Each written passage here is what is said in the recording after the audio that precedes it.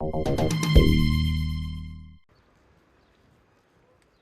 Turquie, le service militaire est obligatoire pour tous les hommes âgés de 19 à 40 ans et il dure entre 6 et 15 mois. Seul moyen d'y échapper, déclarer son homosexualité auprès des services médicaux de l'armée. Ceux-ci délivrent alors un rapport d'inaptitude surnommé le rapport Rose. Alp Biricik a écrit une thèse sur ce sujet et il a rencontré plusieurs personnes ayant suivi cette procédure. Ce que les médecins demandent, c'est une photo montrant la personne ayant une relation sexuelle passive avec un autre, une relation orale ou anale. C'est une des méthodes pour prouver son homosexualité. Une autre méthode consiste à pratiquer un test anal qui détermine s'il y a eu ou non une déformation de la zone rectale.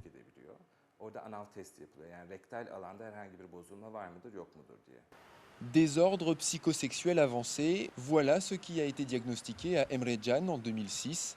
Il avait alors fourni à l'armée des photos explicites de ses rapports sexuels. Mais pour lui, l'attitude de l'institution militaire n'est rien d'autre que le reflet de la société turque dans son ensemble. Ce n'est pas seulement l'armée qui est en cause. Ce que j'ai vécu pendant cette procédure d'exemption, c'est vrai que c'est un exemple extrême. Mais je vis tous les jours dans un système qui est homophobe. Et je suis habitué à subir des choses bien pires. Le rapport Rose est la seule alternative au service militaire.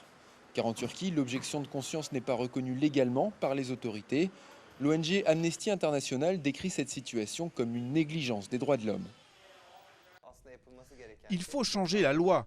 Hétérosexuel ou homosexuel, on doit avoir le droit d'effectuer ou non son service militaire.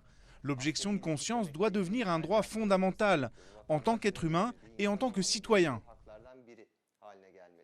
Contrairement aux témoignages recueillis, l'armée turque affirme ne demander aucune photo d'acte sexuel à ceux qui déclarent leur homosexualité.